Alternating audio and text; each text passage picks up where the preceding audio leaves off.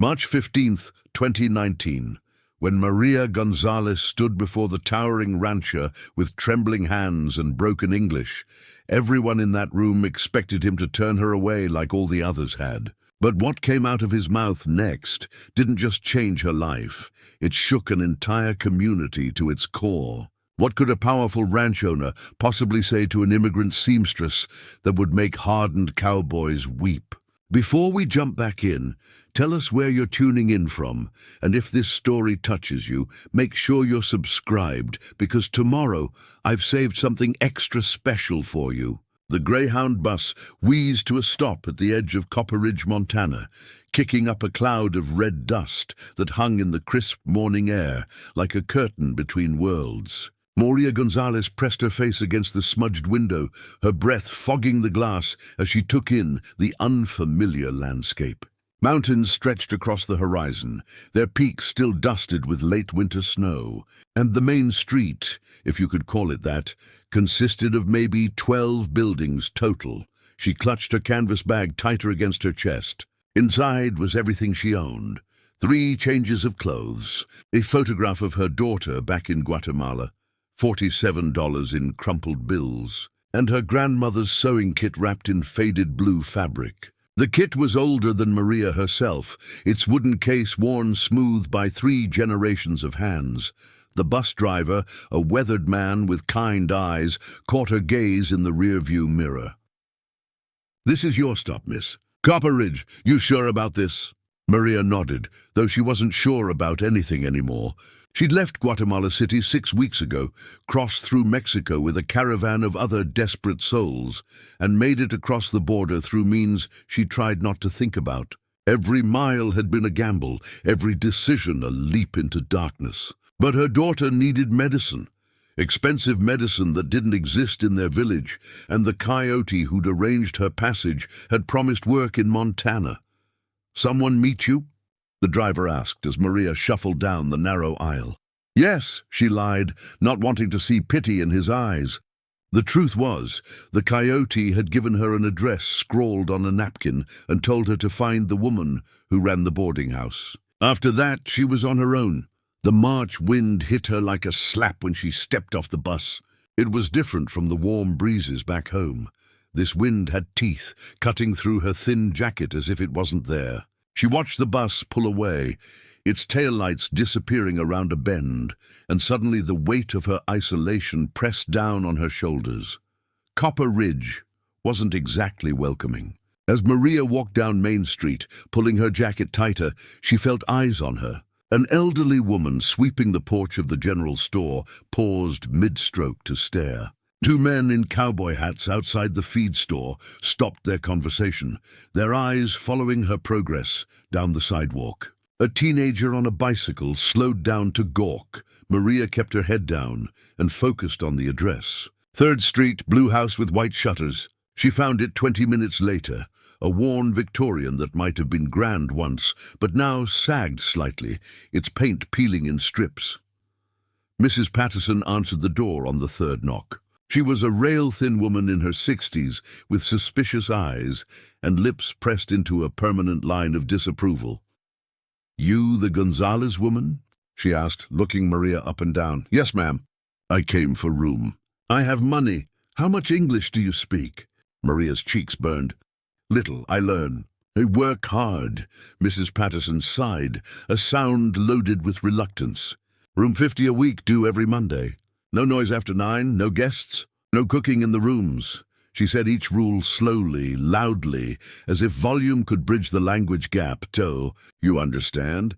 "Yes, I understand." The room was small, barely large enough for the narrow bed, dresser, and single chair crammed inside, but it had a window that looked out over the mountains, and it was hers. Maria set her bag on the bed and sat down carefully, testing the springs. They creaked but held. She pulled out the photograph of her daughter, 8-year-old Lucia, with her gap-toothed smile and bright eyes, and propped it against the lamp on the dresser. "I hear now, mi amor," she whispered to the photo. "I find work. I send money. You get medicine." But finding work proved harder than crossing the border. Maria spent the next 3 days walking every street in Copper Ridge, pushing open doors with her heart hammering, asking the same question in her broken English, "You need a worker." "I work hard." The responses were variations on a theme. At the diner, a harried waitress with bleached blonde hair barely looked up from wiping tables. "Can't help you, honey. Owner only hires locals." The grocery store manager, a portly man named Dale, at least had the decency to look uncomfortable. "Look, I'm sure you're a nice lady, but I need someone who can communicate with customers. Can't have someone who doesn't speak the language working the register. Insurance liability and all that. At the hardware store, the owner simply shook his head and pointed to a "No Positions Available" sign that looked freshly printed. The library needed a cleaning person, but the administrator, a pinched woman who introduced herself as Mrs. Hendricks, took one look at Maria's application, noting the spotty employment history and lack of references, and said, "We require background checks for all employees. Can you provide documentation of your last 3 employers?" Maria's stomach twisted. I work in Guatemala. We need American references, dear." "I'm sorry." By the 4th day, Maria's $47 had dwindled to 32.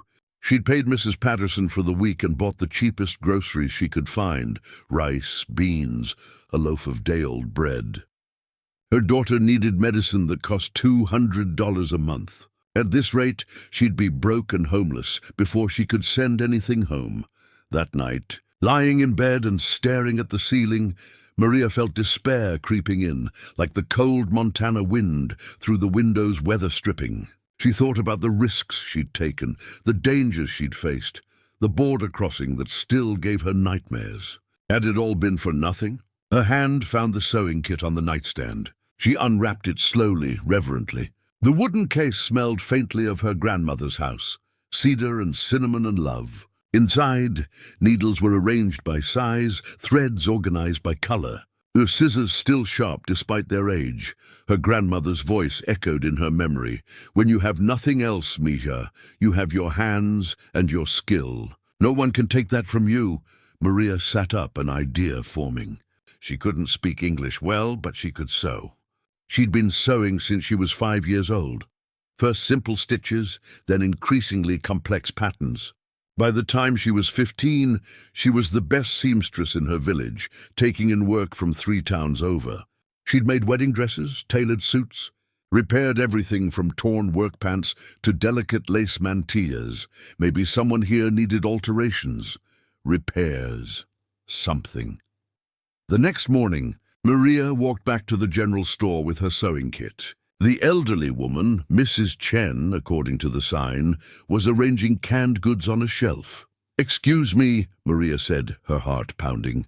"You need sewing? Fix clothes?" Mrs. Chen looked at her with those same suspicious eyes from days before. "What's that?"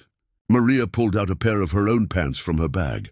They'd torn at the knee during the border crossing, a long, jagged rip. She showed Mrs. Chen, then pulled out a needle and thread. Right there, standing in the aisle, she threaded the needle and began to work. Her fingers moved with practiced precision, weaving the needle in and out, creating tiny, invisible stitches that pulled the fabric together. Within 5 minutes, the repair was complete. She held up the pants for inspection. The tear had vanished. Unless you knew exactly where to look, you'd never know the pants had been damaged. Mrs. Chen took the pants, examining the stitching closely. Her eyebrows rose. That's excellent work." "I sew good," Maria said, struggling for the words. "You have clothes that need fix?" "I do it cheap." "Good work." Mrs. Chen studied her for a long moment, something shifting in her expression. "Wait here." She disappeared into the back room and returned with a jacket, a beautiful leather bomber jacket with a torn pocket lining. "My husband's favorite jacket? Been meaning to get this fixed for months, but there's no tailor in Copper Ridge. Nearest one's 40 miles away in Billings. Can you fix this?" Maria examined the jacket. The pocket lining had torn away from the seam, and the leather around the edge was slightly frayed. "Yes, I fix." "How much do you pay?" "How much do you charge?" Maria's mind raced. She had no idea what tailoring cost in America. $10? Mrs. Chen laughed, not unkindly. That's too cheap, hun. This is quality work. I'll give you 25. When can you have it done? Tomorrow. I bring tomorrow. That night, working by the lamp in her small room, Maria carefully repaired the jacket. She didn't just reattach the pocket lining. She reinforced the seams, conditioned the leather, and even replaced a loose button. When she finished at 2 in the morning, the jacket looked better than new. Preparing and narrating this story took us a lot of time, so if you are enjoying it, subscribe to our channel. It means a lot to us. Now back to the story. Mrs. Chen's face lit up when Maria brought it back. Outstanding! My husband's going to be thrilled. She counted out $25 in cash, then added an extra $5 for the button. I noticed that. Thank you, Maria whispered, clutching the money like a lifeline. Listen, Mrs. Chen said, lowering her voice. I shouldn't tell you this, but there's a big ranch outside town. The Copper Creek Ranch belongs to the McAllister family. They're the biggest employer around here, and I heard they're looking for help. Specifically, they need someone who can do repairs. Work clothes get torn up pretty bad on a ranch. Might be worth a try. Maria's pulse quickened. Where is the ranch? About 8 miles east. Follow Route 89 out of town. Can't miss it, but Mrs. Chen hesitated. I should warn you. James McAllister, the owner, he's not what you call warm and fuzzy. Man's built like a grizzly and about as friendly. He's fair, I'll give him that, but he doesn't suffer fools, and he's particular about who works for him. Fired 3 ranch hands last month for being lazy. I'm not lazy, Maria said firmly. I work hard. Mrs. Chen smiled, and this time it reached her eyes. I believe you do, hun. Good luck. Maria couldn't afford a taxi, so she walked. 8 miles in shoes that were never meant for this terrain, in wind that felt like it was blowing straight from the Arctic. Her feet ached, her legs burned, but she kept going. The $30 in her pocket felt like hope, and hope was something worth walking for. The Copper Creek Ranch appeared gradually on the horizon. First the fence posts, then the barns, then the massive main house that seemed to sprawl across the landscape. It was the biggest property Maria had ever seen, easily 10 times the size of her entire village back home. Hundreds of cattle dotted the distant fields, and she could see horses in a corral near the largest barn. A wooden sign at the entrance read, Copper Creek Ranch, established 1892. McAllister family. Maria's courage wavered. This was clearly a place of wealth and power, and she was just a woman with a sewing kit and broken English. What made her think they'd even see her, let alone hire her? Lucia's face flashed in her mind. Her daughter, small and sick, waiting for medicine that Maria had promised to send. She walked through the gate. A cowboy near the barn spotted her first, a young man with a sunburned face and suspicious eyes. Help you? He called out, not particularly friendly. I look for Mr. McAllister.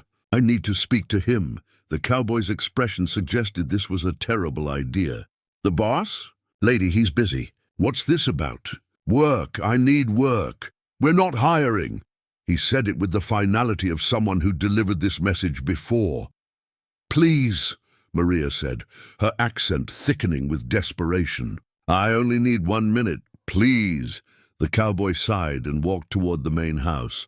Maria waited, shifting from foot to foot, trying not to think about the 8-mile walk back if this didn't work out. 10 minutes later, the cowboy emerged and gestured for her to follow. Boss'll see you for 2 minutes. Don't waste his time. The house's interior was impressive in a rough-hewn way, all exposed beams and leather furniture, with Western art on the walls and the faint smell of wood smoke and coffee. The cowboy led her through a hallway to an office at the back. James McAllister was exactly as Mrs. Chen had described, a mountain of a man, easily 6'5", with shoulders that seemed to span the doorway. He had weathered skin, steel-gray hair, and eyes that assessed her with the calculating gaze of someone used to reading livestock and men with equal expertise. He sat behind a massive oak desk, and even sitting he was intimidating. You've got 2 minutes, he said, his voice like gravel. What do you want? Maria's English deserted her. She stood there, frozen, as this giant of a man stared at her with those penetrating eyes. Finally, she managed, Sorry.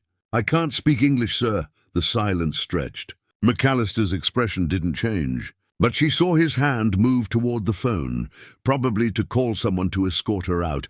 "But I can sew," she blurted out. Pulling her grandmother's kit from her bag with shaking hands, McAllister paused, his hand hovering over the phone. Maria's fingers trembled as she opened the kit, showing him the organized needles, the threads, the scissors. She pulled out Mrs. Chen's husband's jacket, which she'd kept as proof of her work.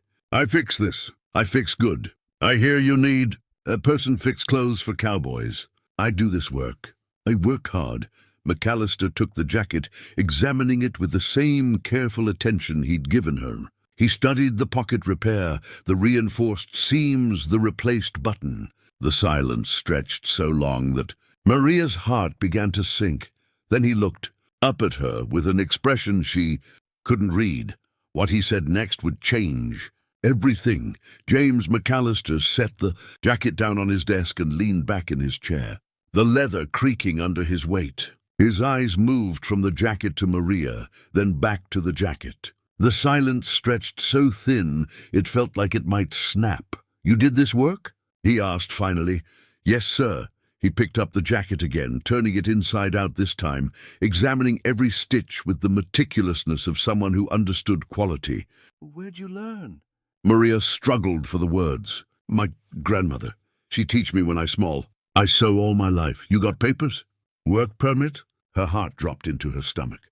This was it, the question that had ended every other conversation. "No, sir. I just arrived. I tried to get papers, but—" "Stop!" McAllister held up one massive hand. He studied her for what felt like an eternity, his expression unreadable. Then he did something Maria never expected. He smiled. It wasn't a big smile, more of a softening around his eyes and a slight upturn at the corner of his mouth, but on a face that looked carved from granite. It was remarkable. "You know what I see when I look at this jacket?" he asked, not waiting for an answer. "I see someone who doesn't just fix things, they make them better. That button there wasn't loose before you touched it, was it? You replaced it anyway because you saw it might become a problem." Maria nodded, surprised he'd noticed. "That tells me something about your character," McAllister continued. "My daddy used to say you can judge a person by their work. Sloppy work means a sloppy mind. But this," he tapped the jacket, "this is the work of someone who takes pride in what they do." He stood up and Maria had to crane her neck to look at him. He walked to the window, hands clasped behind his back, staring out at his ranch. "I'm going to tell you something, Miss Gonzalez, and I want you to listen carefully. My great-grandfather built this ranch with nothing but determination and calloused hands. He came from Scotland with $5 in his pocket and a willingness to work harder than anyone else. People looked down on him because of his accent, because he didn't know the American way, but he built something that's lasted 4 generations. McAllister turned to face her. "I don't give a damn where you're from or how well you speak English. What I care about is whether you can do the job. Can you fix torn jeans, replace buttons, patch jackets, and mend work shirts faster than my cowboys can tear them up?" "Yes, sir," Maria said, her voice stronger now. "I can do this. My ranch hands go through clothes like water. Barbed wire, rough work, accidents. I'm constantly buying new gear because nobody around here knows how to properly mend anything. My men throw away a perfectly good pair of jeans because of one rip. Wasteful and expensive." He walked back to his desk and sat down. "Here's what I'm offering. I've got a small cottage on the property. Used to be the foreman's place before we built the new house. It's yours if you want it. No rent. In exchange, you handle all the clothing repairs for my crew. I've got 15 full-time hands, plus seasonal workers during roundup. You'll have more work than you can handle." Maria's breath caught. You give me a house. Cottage. Small place, but it's got heat, running water, and it's private. You fix the clothes, I provide housing, and pay you $300 a week. Cash, $300 a week. Maria's mind reeled. That was $1,200 a month, enough for Lucia's medicine, food, everything. It was more money than she'd ever imagined. "Why?" she whispered. "Why are you help me?" McAllister's expression grew serious. "Because 30 years ago, I was working on a ranch in Wyoming, trying to learn the business. Made a stupid mistake, got my leg caught in some machinery. Tore it up bad. The rancher there, old guy named Chen, could have fired me. Instead, he paid for my hospital bills, let me recover on his property, and when I was healed up, he taught me everything he knew about running a ranch.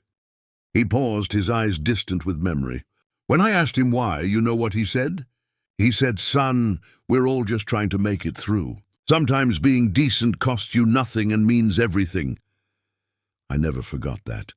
Maria felt tears building, but refused to let them fall. "I work hard for you, Mr. McAllister. I promise. I believe you will. But there's conditions." His voice turned firm, businesslike. "First, you do quality work, no shortcuts. Second, you keep to yourself and don't cause drama with the crew. Some of them might not be happy about this arrangement, but that's my problem, not yours. Third, if immigration comes around asking questions, you tell them the truth. I won't lie for you, but I won't volunteer information either. Understand?" "Yes, sir." And fourth, his voice softened slightly, you take 1 day a week for yourself. Nobody works 7 days straight on my ranch, not even me. You pick your day off and you take it. Go into town, rest, whatever you need. Deal." Maria could barely speak. "Deal." McAllister stood and extended his hand. "Welcome to Copper Creek Ranch, Miss Gonzalez." She took his hand, swallowed by his massive grip, and shook it firmly. In that moment, something shifted in the air, an understanding between two people who recognized hard work and respect when they saw it. "Now," McAllister said, walking to the door, "let me show you the cottage. Fair warning, it needs cleaning. Nobody's lived there in 2 years. The cottage sat about 200 yards from the main house, nestled against a grove of aspens. It was small, maybe 600 square feet, but to Maria it looked like a palace. The exterior was weathered wood with a green metal roof, and a small porch wrapped around the front. McAllister unlocked the door and pushed it open. Dust motes danced in the sunlight streaming through dirty windows. The interior was sparse but functional.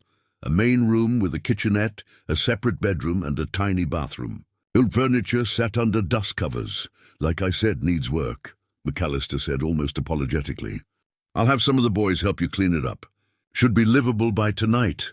Maria walked through slowly, touching the walls, testing the faucet, opening the bedroom door. It was perfect. It was hers. "There's something else," McAllister said, pulling a radio from his pocket. He clicked it on. "Tommy, you there?" Static crackled, then a voice responded. "Yeah, boss. Bring me that trunk from the storage barn. The one with Sarah's old things. You sure about that?" "Just bring it." 10 minutes later, a different cowboy, older with kind eyes, arrived with a large trunk. He set it down in the cottage and nodded at Maria before leaving. McAllister opened the trunk. Inside were women's clothes, all neatly folded. "These were my wife's, Sarah. She passed away 8 years ago, cancer." His voice was matter-of-fact, but Maria heard the grief underneath. "She was about your size. I've been meaning to donate these, but, well, they might be useful to you." Maria looked at the clothes. Beautiful fabrics, quality stitching. "I cannot take—" "Yes, you can. Sarah would have liked knowing they went to someone who needed them. She was always helping people." He smiled sadly. "She would have liked you." He turned to leave, then paused at the door. "One more thing, Miss Gonzalez. What's your daughter's name?" Maria was startled. "How you know?" "You mentioned needing to send money home in broken English, and you've got that look parents get when they're worried about their kids." "What's her name?" "Lucia. She is 8, sick." McAllister nodded slowly. "Get settled today. Start work tomorrow. And Miss Gonzalez, you did a brave thing coming here. Your daughter's lucky to have a mama like you." After he left, Maria sat on the dusty couch and finally let the tears fall. Tears of relief, gratitude, and overwhelming hope. She pulled out her phone and, using the cottage's Wi-Fi password McAllister had written on a slip of paper, sent a voice message to her sister back home. "Rosa, I found work. Good work. Tell Lucia her mama is going to send medicine money next week. Tell her mama loves her and is working very hard. Tell her. And tell her everything is going to be okay." For the first time in 6 weeks, Maria believed her own words. Maria woke before dawn, her internal clock still set to Guatemala time. She dressed in one of Sarah's shirts, a soft flannel, that smelled faintly of lavender from the cedar chest, and made her way to the main barn, where McAllister had told her to meet him. The ranch was already alive with activity. Cowboys moved through the pre-dawn darkness like shadows, their voices low and rough as they prepared for the day. Horses whinnied from the stables. Somewhere in the distance, cattle lowed. McAllister stood near the barn entrance with a clipboard, checking off items as ranch hands reported in. He saw Maria and waved her over. Miss Gonzalez. "Good, you're early. That's a start." He gestured to a younger cowboy standing nearby. "This is Derek Foster, my assistant foreman. Derek, this is Maria Gonzalez. She'll be handling clothing repairs from now on." Derek was maybe 30, with sandy hair and a cautious expression. He nodded at Maria but didn't smile. "Ma'am, Derek will show you the setup," McAllister continued. "I had the boys clear out a space in the equipment barn. Got you a table, good lighting, everything you should need. If you're missing anything, you tell Derek and he'll get it for you." The equipment barn was warmer than outside, heated by industrial heaters that rumbled in the corners. In the back section, someone had indeed set up a workspace, a long table, 2 lamps with bright bulbs, several chairs, and shelving units along the wall. "Boss says you need supplies," Derek said, his tone neutral. "Make a list. Town run is Thursday." "Thank you," Maria said carefully. Derek studied her for a moment. "Look, I'm going to be straight with you. Not everyone's happy about this. Some of the guys think the boss is making a mistake. But what the boss says goes, so..." He shrugged. "Do your job, stay out of trouble, and we'll get along fine. I understand. Clothes that need fixing are in those bins." He pointed to 3 large containers against the wall, all overflowing with denim and flannel. "Boss wants them sorted by urgency. Ripped seams first, then button repairs, then anything else. You can do that?" Maria walked to the bins and began pulling out garments, examining each one with practiced eyes. A pair of jeans with the knee blown out, urgent. A shirt missing 2 buttons, medium priority. A jacket with a frayed cuff, low urgency. She sorted them into 3 piles on the table. Derek watched, surprised. "You don't need time to figure out what's what. I've been doing this long time," Maria said simply. "I know clothes." "All right then." Derek headed for the door, then paused. "For what it's worth, I've been here 6 years. The boss doesn't do favors without good reason. If he hired you, you must have impressed him. That's not easy to do." After he left, Maria stood in her new workspace and felt something she hadn't experienced in months. Purpose. She organized her grandmother's sewing kit, laying out tools with the reverence of a surgeon preparing for an operation. Then she picked up the first pair of jeans and got to work. By lunchtime, Maria had finished 12 repairs. Each one was meticulous. Reinforced seams, even stitching, attention to detail that went beyond simple mending. She was examining a particularly challenging rip when voices echoed from the barn entrance. Heard the boss hired some illegal to fix clothes. "Watch your mouth. Kane, boss hears you talking like that, you'll be looking for work elsewhere." Maria's hands stilled. She recognized Derek's voice in the second response. "I'm just saying what everyone's thinking." The first voice, Kane, shot back. "We got Americans who need work, and he's bringing in, you got a problem with how the boss runs his ranch. Take it up with him. But I'm guessing you won't, because you know what he'll say." Footsteps approached. 2 men rounded the corner, Derek and another cowboy, this one shorter and stockier, with a perpetual scowl carved into his face. "Kane!" "Oh," Kane said, spotting Maria. "Didn't know we had company." Derek shot him a warning look. "Maria, this is Kane Whitmore." "Kane, show some manners." Kane pulled off his hat in a mocking gesture of politeness. "Ma'am, heard you're our new seamstress. That must be real exciting work." The condescension dripped from every word. Maria met his eyes steadily. "Yes, very exciting. You have clothes that need fix?" As a matter of fact, Kane pulled off his denim jacket and tossed it on the table. A button hung by a thread, and the sleeve had a small tear. "Think you can handle that?" "Yes." "Good, I need it by tomorrow, early." Derek frowned. "Boss said urgent repairs first." "That jacket isn't urgent." "It is to me." Kane said, his eyes never leaving Maria's face. "Unless our new worker can't keep up?" Maria picked up the jacket, examined it, then set it aside calmly. "I finish when I finish. Urgent work first, like Mr. McAllister say." Kane's face darkened. "Listen here. Problem, gentlemen." McAllister's voice cut through the barn like a blade. He stood in the doorway, his massive frame backlit by the midday sun. "No, sir," Derek said quickly. Kane's jaw worked. "No problem, boss.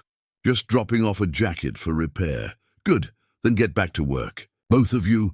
After they left, McAllister walked over to Maria's workspace. He examined the pile of completed repairs, picking up each one and checking the stitching. His expression remained neutral, but Maria saw approval in his eyes. "You're fast," he said finally. "I work fast since I was young.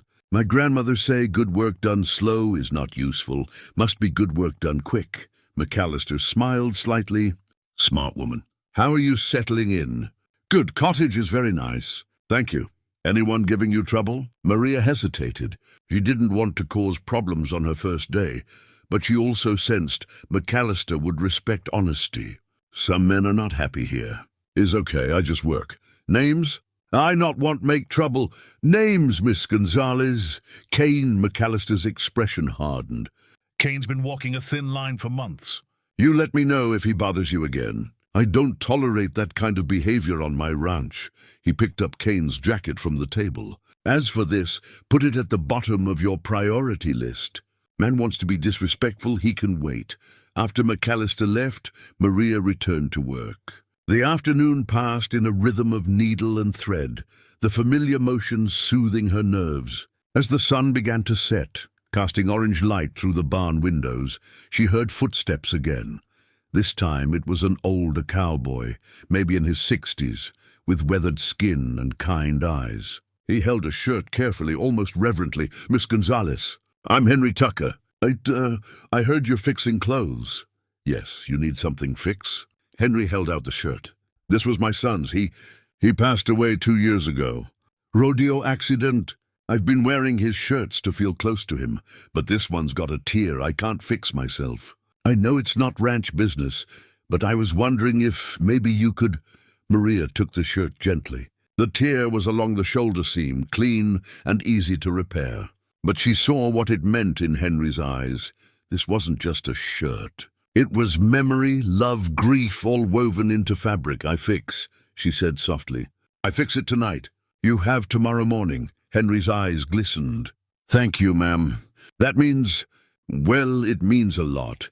After he left, Maria stayed late into the evening, working by lamplight. She didn't just repair the tear. She reinforced every seam in the shirt, replaced a button that looked loose, and carefully pressed it when she was done.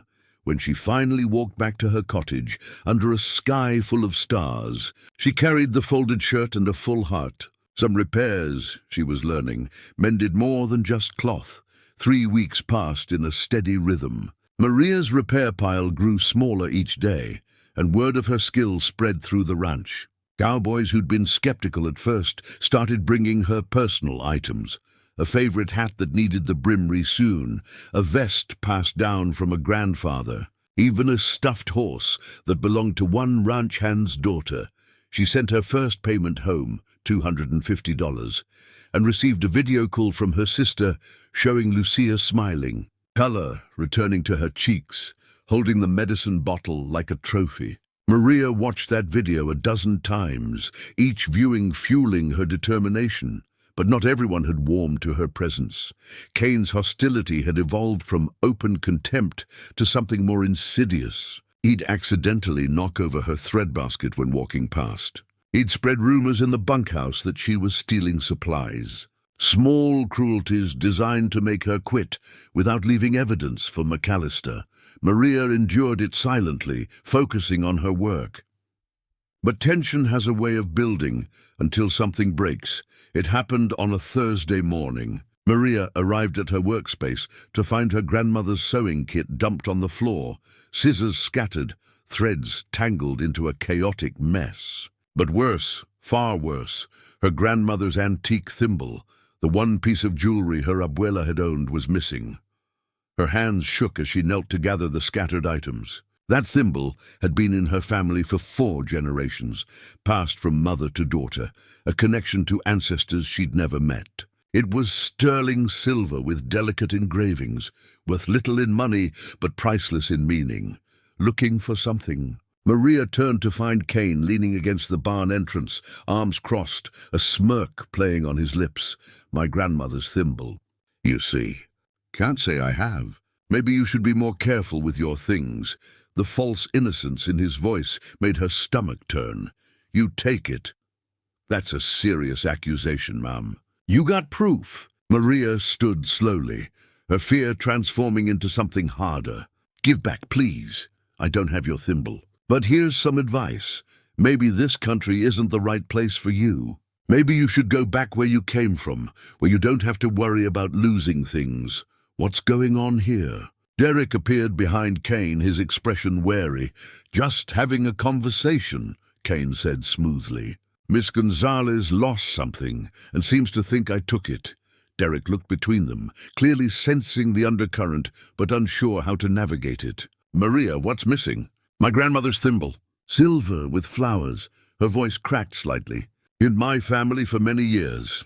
Cain, empty your pockets. Cain's smirk faded. You serious? Dead serious. Empty them. This is ridiculous. Empty your pockets. Cain's face flushed red, but he complied, pulling out a wallet, some coins, and a pocket knife. No thimble? Satisfied? He spat. Derek turned to Maria. Check your cottage. Maybe you left it there? No, was here yesterday. Use it, put back in kit, then maybe it rolled somewhere. We'll help you look. Derek shot Cain a hard glance. Won't we? For 30 minutes, they searched the barn. Maria checked every corner, every crack in the floorboards, every shelf. Nothing. The thimble had vanished. Finally, Cain stood and dusted off his hands. Well, this has been fun. But some of us have actual work to do. As he walked past Maria, he paused and said quietly, so only she could hear, should have been more careful. After he left, Derek put a hand on Maria's shoulder. I'll talk to the boss. We'll figure this out. But Maria barely heard him. She stood in her workspace, surrounded by neatly organized supplies, and felt something inside her crumble. She'd survived the dangerous border crossing, the fear of deportation, the loneliness of being in a foreign land. But this violation, this deliberate cruelty, felt like a wound that wouldn't heal. McAllister called an emergency meeting that evening. All 15 ranch hands gathered in the main barn, confusion and wariness on their faces. Maria stood off to the side, wanting to disappear. We've got a problem, McAllister began, his voice carrying authority that silenced all whispers. Someone on this ranch is a thief. Miss Gonzalez had a family heirloom stolen from her workspace, a silver thimble that belonged to her grandmother. Murmurs rippled through the assembled men. Now, I'm going to say this once, and I want everyone to listen carefully. I don't care if you like Maria or not. I don't care if you think she should be here or not. That's not your decision, it's mine. What I do care about is integrity. This ranch was built on honesty and hard work, and I will not tolerate theft. He let that sink in before continuing. Whoever took that thimble has until tomorrow morning to return it. No questions asked. Just put it on Maria's workbench before dawn. But if I have to find out who did this the hard way, that person will not only be fired, they'll be prosecuted to the fullest extent of the law. Am I clear? Yes, sir, came the chorus of responses. Good, now get out of here. Except you, Cain. You stay. The barn emptied quickly. Maria moved to leave as well, but McAllister gestured for her to remain. Cain stood rigid, his jaw clenched. You want to explain to me why 3 different people saw you near Maria's workspace this morning, before she arrived? McAllister asked, his voice deadly calm. I was just walking past. You were nowhere near where you needed to be. Your assignment this morning was the north pasture. Maria's workspace is south. So I'll ask again, what were you doing there? I don't have to answer to, yes you do. You work for me, which means you answer to me. And right now, you're the only person on this ranch with motive, opportunity, and a documented history of harassing Maria. Cain's face turned scarlet. You're taking her word over mine. Some illegal who can barely speak English? The temperature in the barn seemed to drop 10 degrees. McAllister took a step forward, and even though Kane was a grown man, he visibly flinched. "Let me tell you something about Maria," McAllister said, his voice soft but lethal. "In 3 weeks, she's repaired over 200 items. She stays late without being asked. She treats every repair, whether it's ranch property or a cowboy's personal belonging, with the same care and attention. She's never complained, never caused drama, never done anything but work hard and mind her own business."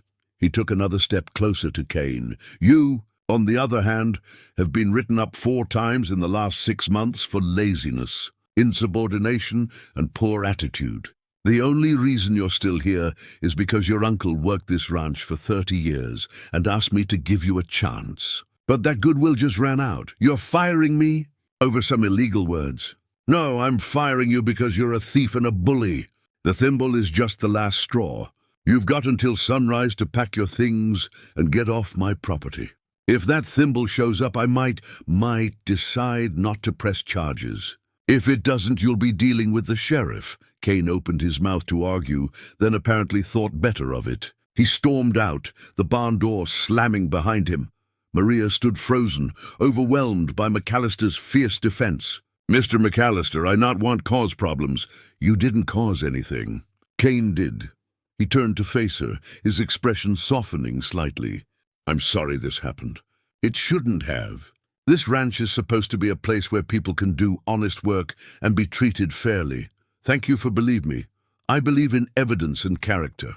You've shown me yours. Ken showed me his." He sighed heavily. "Go get some rest. Hopefully the thimble turns up tomorrow." But as Maria walked back to her cottage under the star-filled sky, she wasn't sure she believed that. Some things once broken couldn't be repaired, even by the best seamstress. Maria didn't sleep. She lay in bed, watching shadows move across the ceiling, thinking about her grandmother's hands guiding hers when she was 5 years old, teaching her the first basic stitch. That thimble had been on her grandmother's finger during every lesson, during every repair, during every moment that had shaped Maria into who she was. At 4:30 a.m., she gave up on sleep and dressed. The ranch was still dark and quiet as she made her way to the barn, hope and dread warring in her chest. The workbench was empty. No thimble. Maria sank into her chair, exhaustion and loss washing over her. She pulled out her phone and opened the photo album. Pictures of her grandmother, of Lucia, of the life she'd left behind. For the first time since arriving in Montana, she let herself wonder if leaving had been a mistake. "Figured I'd find you here early." She looked up to see Henry Tucker standing in the doorway, his weathered face kind in the pre-dawn light. He held 2 steaming mugs, brought coffee. "Hope you don't mind company." Maria accepted the mug gratefully. "Thank you." Henry settled into the chair across from her. "I heard about what happened. I'm real sorry. Folks around here have been talking. Most of us are ashamed one of our own would do something like that. It's not your fault." "Maybe not, but we're all part of the same crew. When one person acts poorly, reflects on all of us." He took a sip of coffee. "You know, when my boy died, I thought about leaving this place. Everything reminded me of him. The stables where I taught him to ride, the fields where we worked together. Thought maybe if I went somewhere new, the pain would be less. But you stay." I did. "And you know what I learned? Running from pain doesn't make it smaller. Facing it, having people around you who care, that's what makes it bearable." He gestured to the shirt Maria had repaired for him, which he was wearing. "You gave me back a piece of my son. Maybe that seems small to you, but it meant the world to me. You got a gift, Maria. Don't let one bad apple make you forget that." Before Maria could respond, voices echoed from outside. Derek burst in, breathing hard. "Maria, you need to come see this." A crowd had gathered near the bunkhouse. As Maria approached, the ranch hands parted to let her through. There on the ground was Kane's backpack, and scattered around it evidence of his petty thefts. Work gloves that had gone missing. A good knife one of the cowboys had lost. Fence pliers someone had been searching for, and there, glinting in the early morning light, was her grandmother's thimble. McAllister stood over the backpack, his expression thunderous. Next to him, looking smaller than Maria had ever seen him, was Kane, still in yesterday's clothes, clearly not having left the property. "Found it in the storage shed," Derek explained quietly. "He must have hidden it there before the meeting yesterday, planning to come back for it later." Maria walked forward and picked up the thimble, her hands trembling. It was undamaged, the engraving still perfect. She pressed it to her chest, relief flooding through her. "Miss Gonzalez," Kane said, his voice stripped of its earlier bravado. I'm sorry. I was angry and stupid and—" "Why?" Maria interrupted, surprising herself. "Why do you hate me?" "I never do nothing to you," Kane's face twisted. "Because it was supposed to be my sister. She needed this job. She's got 2 kids, no husband, working 3 part-time gigs just to make rent. When the boss said he was hiring someone for repairs, I told her to apply. Then you showed up and—" he trailed off. "So you punish me for your sister not get job. I know it doesn't make sense. I wanted someone to blame." He looked at McAllister. "I'll turn myself into the sheriff. I know I messed up bad." McAllister's jaw worked. "You're damn right you did. You stole from a colleague, you harassed her, you lied to my face. Give me one good reason why I shouldn't call the sheriff right now." The silence stretched. Then Maria spoke, her voice quiet but clear. "I know the reason." Everyone turned to stare at her. "Your sister, she need job. She can sew." Kane looked confused. Yes, she can sew. Not as good as you, but she knows the basics." "Why?" Maria looked at McAllister. "I have too much work, is true. Some days I stay until midnight. If his sister can sew, maybe she can help me. I teach her what I know. We share work. She make money for her children." The silence that followed was profound. McAllister's eyebrows rose. Derek's mouth fell open.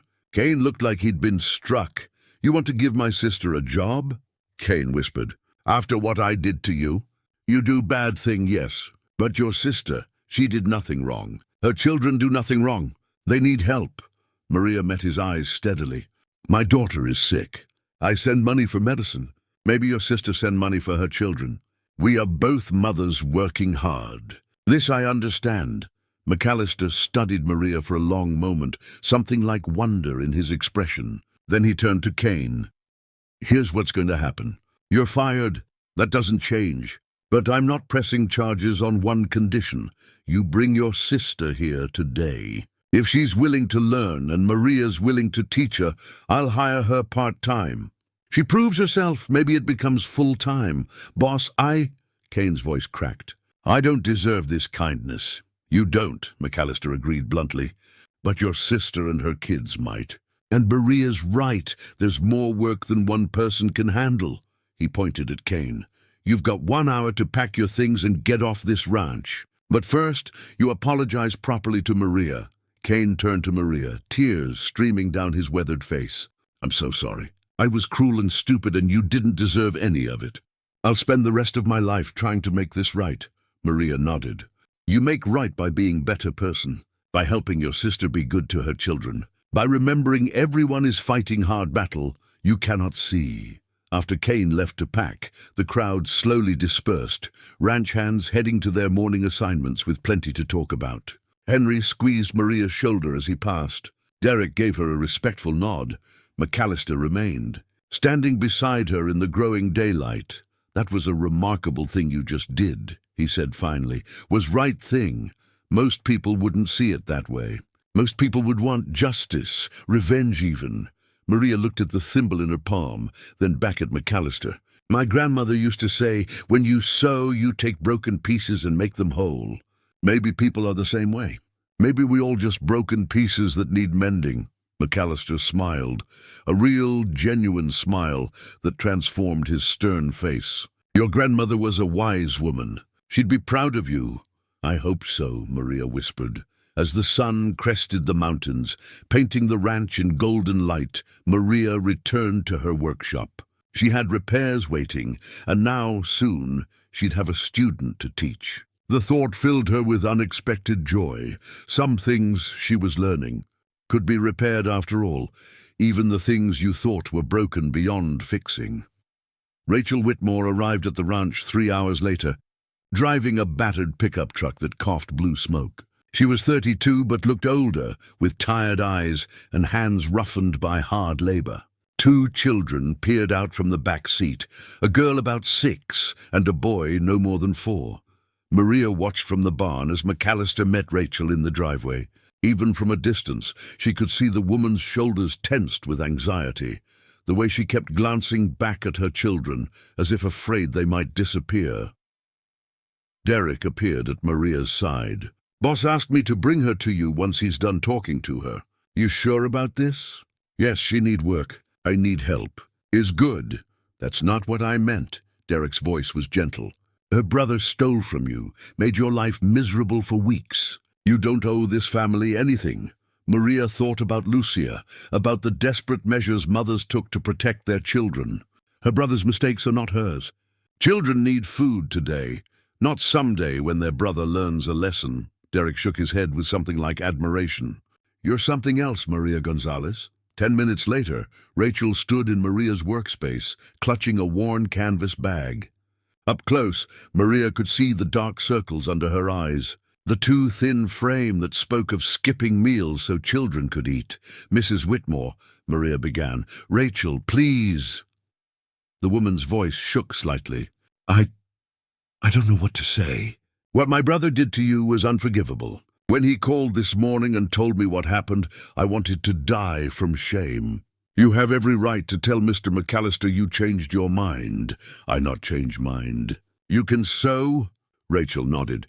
My mama taught me. I used to do alterations at the dry cleaner in town before they closed down. It's been a couple years, but I remember the basics. Show me. Maria handed her a shirt with a missing button and the supplies needed. Rachel's hands trembled as she threaded the needle, but once she began working, muscle memory took over. Her stitches were uneven, rushed from years of working too fast, but the fundamentals were sound. Good, Maria said when Rachel finished. You have skill. I teach you to be better, to be faster, to make stitches strong. Yes, Rachel's eyes filled with tears. Why are you being so kind to me? After what Cain did, your brother make bad choice. You are not responsible for his choices, only for yours. Maria gestured to the overflowing repair bins. I have too much work. You need a job. We help each other. Simple. It's not simple. It's... Rachel's voice broke. My kids haven't had new clothes in a year.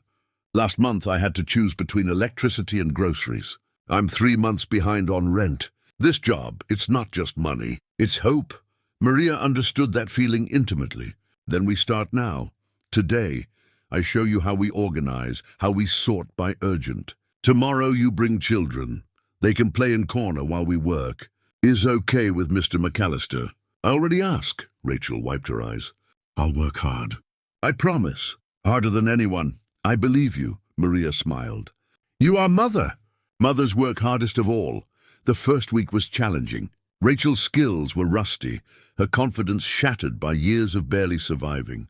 She apologized constantly for stitches that weren't perfect, for working too slowly, for asking questions. Stop, Maria said finally on the 3rd day, setting down her own work. You say sorry too much. Rachel caught herself. It's just you're so good at this and I'm learning. You are learning? When I first learned, my stitches were very bad. My grandmother, she not angry. She is patient. She say, Maria, we all start somewhere. Important thing is you get better each day. Maria picked up Rachel's latest repair, a pair of jeans with a patched knee. Look, today's work was better than yesterday. Tomorrow's work will be better than today. That is success. Rachel studied the jeans, then looked at Maria with wonder. How can you be so patient? I know I'm slowing you down. You do not slow me down. You help me. Before, I work until midnight every night. Now I finish at 7, 8 o'clock. I have time to call my daughter to rest. You give me that gift. The truth was more complex. Rachel's work did need correction, and training her took time Maria didn't really have. But watching this exhausted mother slowly regain her confidence, seeing her children playing safely in the corner while their mother earned honest money, that was worth more than efficiency. By the 2nd week, Rachel's skills had improved dramatically. Her stitches grew more even, her repairs more confident. She learned to spot which jobs needed immediate attention and which could wait. More importantly, she stopped apologizing. You know what's funny? Rachel said one afternoon as they worked side by side. "I forgot how much I love this. When I was doing alterations before, it was just a job. But working with you, watching how much care you put into every single repair, it reminds me that this is a craft. An art even. Everything we do with our hands is art," Maria replied. "If we do it with care, with attention. A cowboy who mends fence with care, that is art too. A cook who makes good meal. Art. We make the world better, one repair at a time." Rachel smiled. "My kids are different too. Did you notice? They're not as scared anymore. Last night, Jenny, my daughter, asked if we could stay in Montana forever. She's never wanted to stay anywhere before." Maria had noticed. The children no longer huddled silently in the corner. Jenny now sang softly while coloring, and little Marcus would occasionally wander over to show them his toy trucks. The boy had even started calling Maria Miss Marie. "Children feel when their mother is happy," Maria observed. "When you are less stressed, they less stressed too. I still can't believe this is real sometimes," Rachel admitted. "That someone showed me kindness when they had every reason not to. That changed everything." Word of Maria's act of grace spread beyond the ranch. Mrs. Chen at the general store started sending customers Maria's way, people from town who needed alterations or repairs. The diner owner brought in a bag of staff uniforms that needed hemming. Even Mrs. Patterson, the landlady, grudgingly admitted that maybe that Gonzalez woman isn't so bad after all. But the real change came in the ranch hands themselves. The men who'd been wary of Maria now greeted her warmly. They brought her coffee in the mornings, helped carry heavy bins of laundry, and spoke respectfully when asking about repairs. Henry Tucker appointed himself her unofficial protector, making sure nobody gave her or Rachel any trouble. One evening, as Maria and Rachel were finishing up, Derek stopped by with a strange request. This is awkward," he said, shifting his weight. "But some of the guys were talking, and we realized none of us know how to sew. Not even a button. And we were thinking, maybe you could teach us, just the basics, so we can do simple repairs ourselves." Maria and Rachel exchanged glances. "You want to learn to sew?" Maria asked, surprised. "Well, yeah. Seems like a useful skill. Plus," Derek rubbed the back of his neck, "I watched what you did for Rachel. Made me think about how I help people. Or don't help, more like. Maybe learning something new would be good for us. Keep us humble." That's how the Wednesday evening sewing lessons began. 6 cowboys, all over 6 feet tall, crammed into Maria's workspace, struggling to thread needles with their calloused fingers. The first session was chaos. Dropped needles, tangled thread, and more than one muttered curse. But they kept coming back. Week after week, these rough men who roped cattle and mended fences learned to repair their own shirts and reattach buttons. They were terrible at it, but they tried, and that effort meant everything. McAllister stopped by during the 3rd lesson, leaning in the doorway with barely concealed amusement as Henry Tucker squinted at his crooked stitches. "Never thought I'd see the day," he murmured to Maria. "Cowboys learning to sew. Everyone should know how to mend things," Maria replied. "Clothes, fences, relationships, all the same skill, patience, attention, care." McAllister nodded slowly. "You know, when I hired you, I thought I was getting a seamstress. Turns out I got something much more valuable. Someone who knows how to mend what's broken in ways that go beyond thread and fabric." As Maria watched her students fumbling with their needles, Rachel working confidently beside her, and the community that had formed in this simple workspace, she thought about her grandmother's words, "We all just broken pieces that need mending." Maybe, Maria thought, we were also the ones doing the mending. October brought early snow to Copper Ridge. Maria woke one morning to find the world transformed, white blankets covering the mountains, frost patterns on her cottage windows, and a biting wind that made her think of Lucia, bundled up in their thin-walled house back home. She'd sent 4 payments now, enough for 3 months of medicine and some extra for warm clothes. Her daughter's video call showed a child growing stronger, laughing more, the grey pallor of sickness fading from her cheeks. But each call also made the distance feel more crushing. "Mummy, when are you coming home?" Lucia had asked the night before, her small face filling the phone screen. "Soon, mi amor. When I save enough money. But how long is soon?" Maria hadn't had an answer. She bundled up in one of Sarah's heavier coats and trudged through the snow to the workshop. Rachel was already there despite the weather, getting an early start on the week's repairs. "Morning," Rachel called out, her breath misting in the cold air. "The heater's acting up. I called maintenance, but they're dealing with frozen pipes in the main house first," Maria nodded, pulling her coat tighter. They'd work cold until the heat came back. She'd worked in worse conditions, but as the morning wore on, the temperature seemed to drop rather than rise. By noon, both women's fingers were stiff, making the delicate work nearly impossible. Rachel's daughter, Jenny, sat in the corner wrapped in 3 blankets, her lips tinged blue. "This is no good," Maria said, setting down her needle. "Rachel, you take the children home. Come back when it's warm. I can't just leave you. It's not a question. Children must be warm. Go."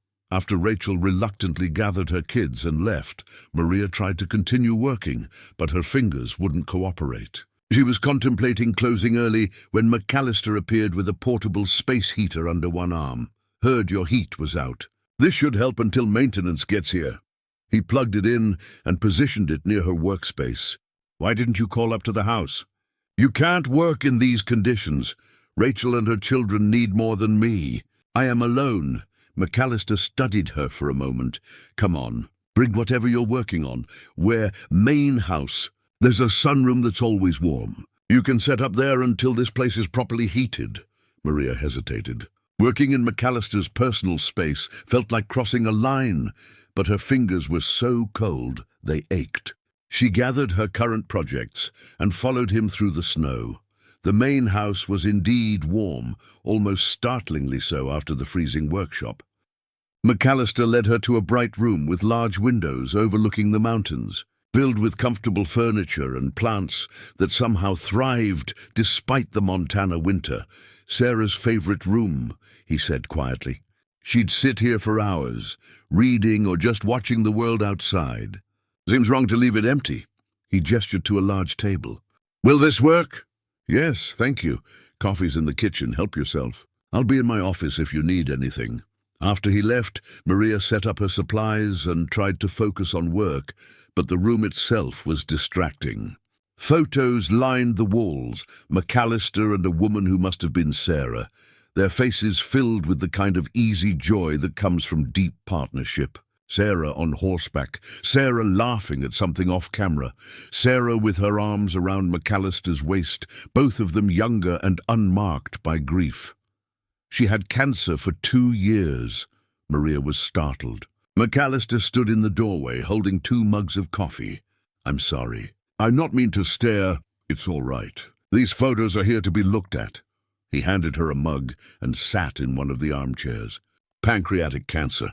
By the time they found it, there wasn't much they could do. We tried everything anyway, chemo, trials, alternative treatments. Spent most of our savings on doctors who couldn't make promises. I'm sorry for your loss. She was the best person I ever knew. Patient, kind, always seeing the good in people even when they didn't deserve it." He smiled sadly. "She would have liked you. In fact, I think you remind me of her in some ways." Maria didn't know what to say to that. "Do you have someone back home?" McAllister asked. "Besides your daughter?" "Add Lucia's father. He leave when she gets sick. Say he cannot handle stress, worry. He just leave." The words still carried the sting of betrayal. "So is just me and my sister Rosa, taking care of Lucia. I'm sorry." "That must have been incredibly difficult. Everyone have hard story," Maria said simply. "It's part of life. The important thing is what we do with the hard parts. We let it make us bitter, or we let it make us strong." McAllister nodded thoughtfully. "Sarah used to say something similar. She'd say, 'Pain is mandatory, suffering is optional.' Took me a long time to understand what she meant." They sat in comfortable silence for a moment, drinking their coffee, watching snow fall outside the windows. "Can I ask you something?" McAllister said finally. "Why'd you really offer to help Rachel? And don't give me the practical answer about needing help with the work. There's more to it than that. Maria considered the question carefully. When I crossed the border, there was a woman. I never learned her name. We were hiding in a truck, maybe 30 of us, no food, very little water. It was terrible. This woman had a baby, maybe 6 months old. The baby is crying and crying from hunger. And the coyotes, the men who bring us across, say if the baby does not stop crying, they will leave mother and baby on the side of road. In the desert. To die, she paused, the memory still vivid. I had a little food I was saving for myself, only food. But I give it to the mother so she can feed the baby. Because what else can I do? Let the baby die. The baby stop crying. We all make it across. But I never see that woman again, never know what happened to her and her baby. You think about her often. Every day. Because she could be me. I could be her. We are all just people trying to survive, trying to protect the ones we love. When I see Rachel, tired, scared, working so hard for her children, I see that mother in the truck. I see myself. How can I not help? McAllister was quiet for a long moment. When he spoke, his voice was thick with emotion. The world would be a better place if more people thought like you. Or maybe the world would be better if we all just remember we are more the same than different. That afternoon, as Maria worked in the warm sunroom, she heard raised voices from the front of the house. A woman's voice, sharp with anger, cut through the usual quiet. Completely irresponsible, James. Do you have any idea what people are saying? Maria's hands stilled on her sewing. She shouldn't listen, but the voices carried clearly. I don't particularly care what people are saying, Margaret. Well, you should. You're harboring an illegal immigrant. Do you know what that could mean for your business? Your reputation? Maria has a name, use it. And she's not being harbored. She's an employee doing honest work. An employee with no papers. James, I understand you're trying to be charitable, but this is reckless. What happens when ICE shows up? What happens is I deal with it. This is my ranch, Margaret, not yours.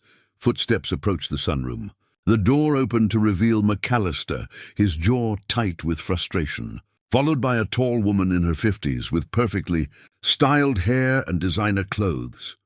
That seemed absurdly out of place on a working ranch. The woman stopped, short when she saw Maria. Oh, you must be the seamstress. Maria stood, folding her work carefully.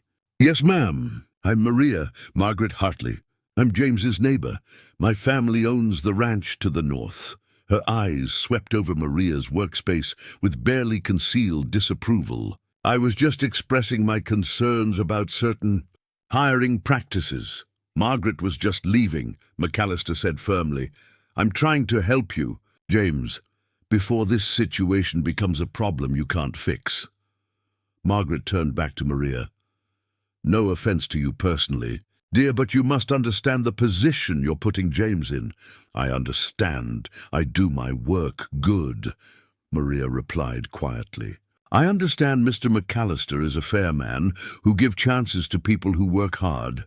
I understand some people see a problem where only person trying to help her sick daughter. Margaret's expression tightened. I'm sure your situation is very sympathetic, but sentiment doesn't change the law. No, McAllister interjected, his voice hard.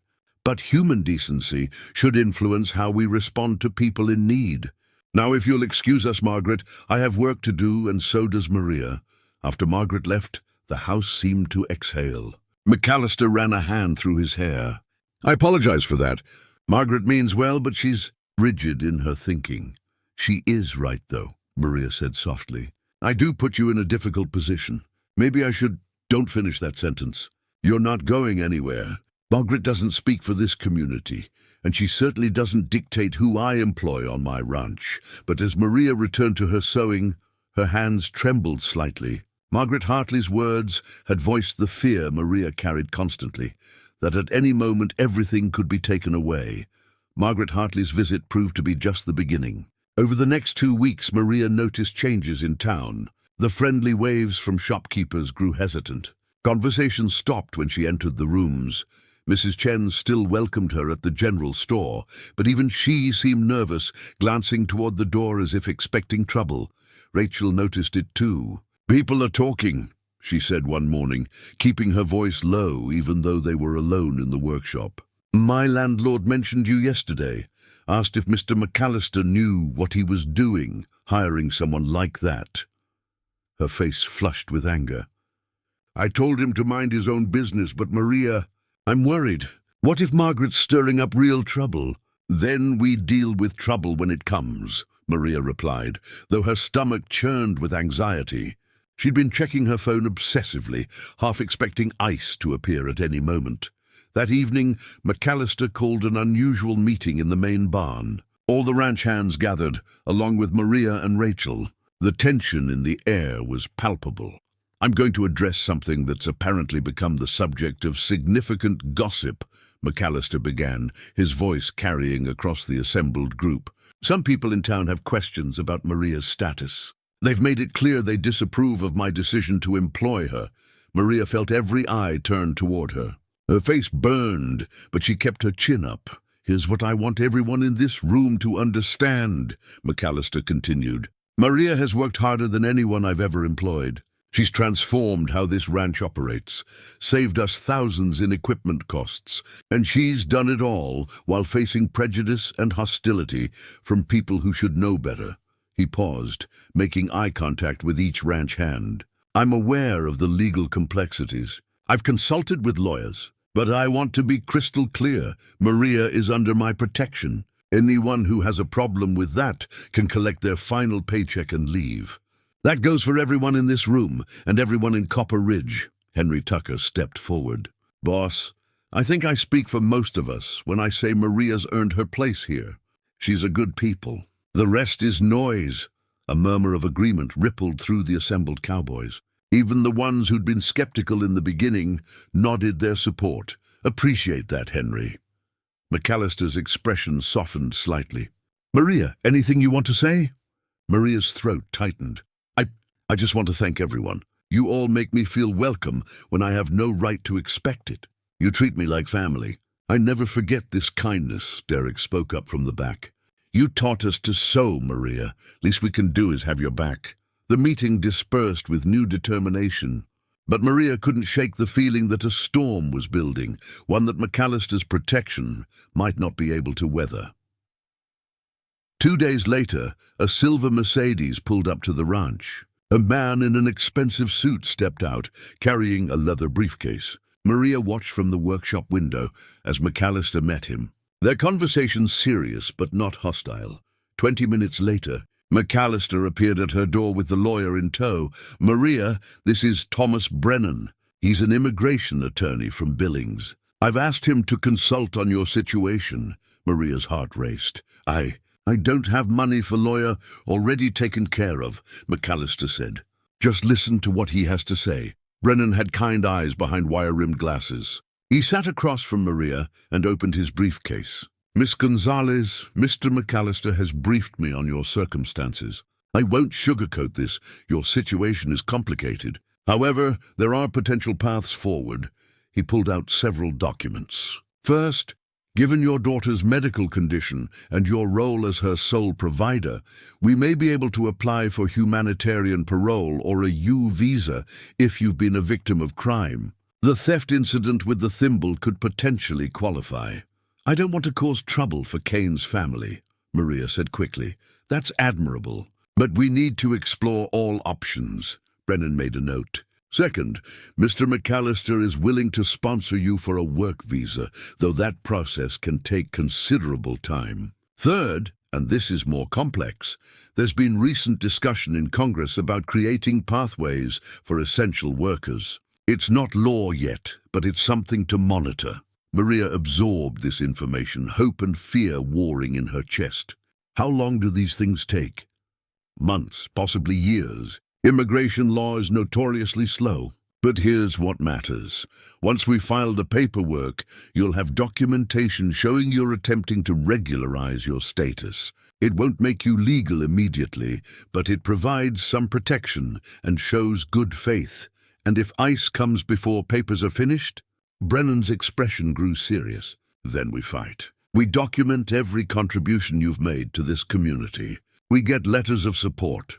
We make the case that deporting you serves no legitimate government interest and causes significant harm to you, your daughter, and this community. After Brennan left, Maria sat in the workshop, her hands idle for once. McAllister lingered in the doorway. "You didn't have to do this," she said. "Yes, I did. You've given more to this ranch in 6 months than most people give in years. It's time someone gave back to you. But the money, lawyers are expensive." "Maria," McAllister's voice was gentle but firm. "When Sarah was sick, we spent everything trying to save her. Money, savings, investments, all of it. You know what I learned. Money is just paper. People matter. Relationships matter. Everything else is just keeping score."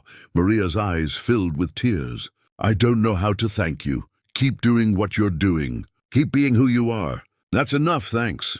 Word of the lawyer's visit spread through Copper Ridge like wildfire. What happened next surprised everyone. It started with Mrs. Chen, who showed up at the ranch with a petition. "Got 200 signatures," she announced, setting the document on Maria's work table. "People supporting you staying." Most of the business owners in town signed. Even Mrs. Hendricks from the library took some convincing, but she came around. The next day, Father Morrison from St. Michael's Church arrived with a letter of support from the congregation. "We may be a small parish," he said, "but we believe in standing up for what's right. You're welcome here, Maria." Rachel's landlord, the same one who'd questioned McAllister's judgment, stopped by with an apology. "I was wrong to judge," he said simply. "My own grandparents came through Ellis Island with nothing. Who am I to deny someone else the same chance?" Even more surprising was the visit from 3 other ranchers in the area. They arrived together, hats in hands, looking somewhat sheepish. "We heard about Margaret Hartley making noise," one of them said. "Want you to know she doesn't speak for all of us. You've done right by your workers, James, and this young lady seems to be doing right by you. That's all that matters in our book." But perhaps the most touching moment came during one of the Wednesday evening sewing lessons. The cowboys had improved remarkably. Henry could now repair his own shirts, and Derek had even hemmed a pair of curtains for his mother. "We've been talking," Henry announced, speaking for the group. "And we want to do something for you, Maria. We know lawyers cost money, and while the boss is covering it, we want to contribute too." He handed her an envelope. Inside was nearly $3,000. Contributions from the ranch hands, some giving $50, others giving everything they could spare. "We know it's not much compared to lawyer fees," Derek added, "but it's from us. You taught us more than just sewing. You taught us about character." Maria couldn't speak through her tears. These men, cowboys who worked brutal hours for modest pay, had scraped together money they probably needed themselves, all to help her. "I cannot accept," she began. "Yes, you can," Henry said firmly. "We're family here." That's what family does. 3 months passed. Winter deepened, then began its slow retreat towards spring. Maria's legal case moved forward with agonizing slowness. Paperwork filed, applications submitted, waiting periods that seemed designed to test patience. Then, on a cold February morning, everything changed. Maria's phone rang at 6 a.m. It was her sister Rosa, and she was crying. "Maria Lucia, something's happened." Maria's world stopped. What happened?" "Is she?" No. She's okay. Better than okay." Rosa's tears were joyful now. The doctor ran new tests. "The medicine, it worked, Maria. It worked. Lucia is in remission. She's going to be okay." Maria sank to the floor of her cottage, phone pressed to her ear, sobbing with relief so profound it hurt. All those months of fear, of working herself to exhaustion, of being separated from her daughter, it had all been worth it. When she could finally speak, she whispered, "Can I see her? Can you put her on?" Lucia's face filled the screen, and Maria saw what she'd been praying for, a healthy child. Color in her cheeks, brightness in her eyes, that gap-toothed smile so wide it seemed to split the screen. "Mommy, the doctor says I'm strong now. I can go to school and play and everything. Mi amor, I'm so proud of you." "So proud. When are you coming home, Mommy?" The question landed like a stone in Maria's chest. Home. She could go home now. Lucia was well. The immediate crisis was over. She could return to Guatemala, to her daughter, to the life she'd left behind. But as she looked around her cottage, at the photos she'd hung on the walls, at Sarah's clothes she still wore, at the community that had formed around her, she realized something surprising. This was home too. That evening, she sat with McAllister in the sunroom, the mountains turning purple in the sunset. "Lucia's better," she said. "The medicine worked." McAllister's face lit up. Maria, that's wonderful. You must be so relieved." "I am. More than I can say." She paused. "But now I have a difficult choice. I can go home to her, or you can bring her here." Maria looked at him in surprise. "I've been thinking about this," McAllister continued. "That cottage you're in, it's got 2 bedrooms. We could fix up the second room for Lucia. Get her enrolled in school here. Your sister too, if she wants to come. There's always room for people who want to work hard and be part of a community. You would do this? After everything, the legal troubles, the gossip. Maria, you've changed this ranch. You've changed me. When Sarah died, I closed off parts of myself I thought were gone forever. But watching you, your strength, your compassion, the way you turned problems into possibilities, it reminded me of who I used to be. Who I want to be again." He stood and walked to the window. "This ranch has been in my family for over a century. My great-grandfather built it on the principle that honest work and fair treatment matter more than anything else. You embody those principles. I'd be honored if you stayed and made this your home." Maria thought about Lucia, seeing snow for the first time, learning English, growing up in a place where people judged you by your character rather than your papers. She thought about Rachel and her children, about the cowboys who'd become her friends, about the community that had embraced her despite the risks. "I need to talk to Lucia and Rosa first," she said. "But if they want to come, yes, I would like to stay." McAllister smiled, that rare, genuine smile that transformed his weathered face. "Then let's make it happen." The late August sun warmed the ranch as preparations for the annual Copper Creek barbecue reached their peak. It had become Maria's favorite tradition, cowboys and their families, townspeople, even some of the neighboring ranches, all gathering to celebrate the end of summer. Maria stood at her work table, now permanently installed in an expanded workshop that she shared with Rachel. Both women wore aprons Maria had sewn herself, embroidered with their names. "Mummy, Miss Rachel, come see what we made." Lucia ran up, her face flushed with excitement, holding hands with Rachel's daughter Jenny. The two had become inseparable since Lucia and Rosa arrived in May. Behind them came Marcus, carrying a plate of cookies they'd decorated. "Very beautiful," Maria said, kissing her daughter's forehead. The simple ability to do that, to touch her child whenever she wanted, still felt like a miracle. Rosa appeared with more food for the picnic tables. She'd taken to Montana life with surprising ease, getting a job at the diner in town and already talking about taking cooking classes. "The grill master wants to know if you're ready to eat," she called to Maria. The grill master was McAllister, who'd appointed himself head chef for these gatherings. He stood at an enormous grill, spatula in hand, bantering with Henry and Derek about proper burger flipping technique. Thomas Brennan, the lawyer, approached Maria with news she'd been waiting months to hear. "It's official," he said, handing her a document. "Your work visa came through. You're legal, Maria. And we've got Lucia and Rosa's paperwork in process. Should be finalized within 6 weeks." Maria stared at the paper. This simple document that meant everything: security, stability, the right to exist without fear. "Thank you," she whispered, "for everything. Thank you, Mr. McAllister. He's the one who pushed this through, called in every favor he had."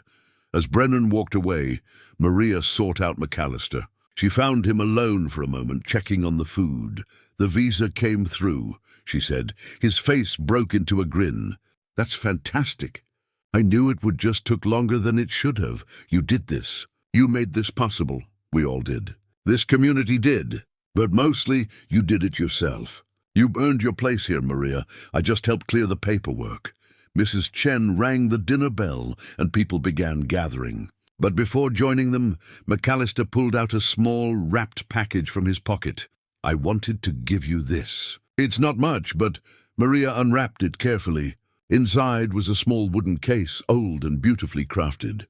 She opened it to find a complete set of professional-grade sewing supplies, scissors, needles, threads in every color, and in the center, a sterling silver thimble. "It's not your grandmother's," McAllister said quickly. "Nothing could replace that. But I thought, maybe you could start a new tradition. Pass this one down to Lucia someday." Maria's vision blurred with tears. "It's perfect. Thank you." As the barbecue got underway, Maria found herself surrounded by the people who'd become her family. Lucia and the other children played tag between the tables. Rosa laughed at something Henry said. Rachel showed off a complex repair she'd mastered to an impressed Derek. The cowboys, who'd learned to sew from her, proudly wore shirts they'd mended themselves. And at the center of it all, McAllister moved through the crowd with an ease Maria hadn't seen in him before, the heaviness of grief, slowly giving way to something that looked like contentment. Morrison offered a blessing before the meal. "We gather today, not just as neighbors or colleagues, but as a community bound by something deeper, the recognition that we all need each other. That strength comes not from standing alone, but from standing together." As everyone echoed, "Amen," Maria thought about that day in March when she'd stood in McAllister's office, terrified and desperate, clutching her grandmother's sewing kit. "I can't speak English, sir," she'd said, "but I can sew," she'd added. She'd been wrong about one thing, though. It turned out she could speak English, not perfectly, but well enough. She'd been taking lessons from Mrs. Hendricks at the library, and Lucia was helping her practice every night. But more importantly, she'd discovered she could do more than sew. She could build community. She could turn enemies into friends. She could mend more than just fabric. She could mend hearts, relationships, and even her own fractured sense of belonging as the sun set over the Montana mountains, painting the sky in shades of amber and rose. Maria held Lucia close and looked around at the community that had become her home. Margaret Hartley had been right about one thing. Maria's presence had created change, but it wasn't the dangerous, destabilizing change Margaret had feared. It was the kind of change that reminded people of their better natures, the kind that showed how much stronger a community becomes when it opens its arms rather than closing its doors. Lucia tugged on her mother's sleeve. "Mummy, are you crying?" "Happy tears, mi amor. Only happy tears. Are we going to stay here forever?" Maria looked at McAllister across the yard, catching his eye. He raised his glass in a small salute, his expression saying everything words couldn't. "Yes," Maria told her daughter. "I think we are. Because sometimes the bravest thing you can do is admit you can't do something. You can't speak the language. You can't navigate the system, you can't make it alone. And sometimes, if you're lucky enough to find people like James McAllister and the community of Copper Creek Ranch, you don't have to. All you need is a skill you can offer, the courage to ask for help, and the willingness to believe that kindness still exists in the world." Maria had walked into that office with nothing but a sewing kit and broken English. She'd walked out with a job, but what she'd really found was something far more valuable, a home, a family, and the proof that sometimes the most American story of all is the one about a stranger who became family, simply by showing up and being willing to work hard. Her grandmother had been right all along. When you have nothing else, you have your hands and your skill. But Maria had learned something her grandmother never told her. When you use those skills with love, with generosity, with the willingness to lift others up alongside yourself, you don't just mend clothes, you mend the world, one stitch at a time. Up next, you've got 2 more standout stories right on your screen. If this one hits the mark, you won't want to pass these up. Just click and check them out. And don't forget to subscribe and turn on the notification bell so you don't miss any upload from us.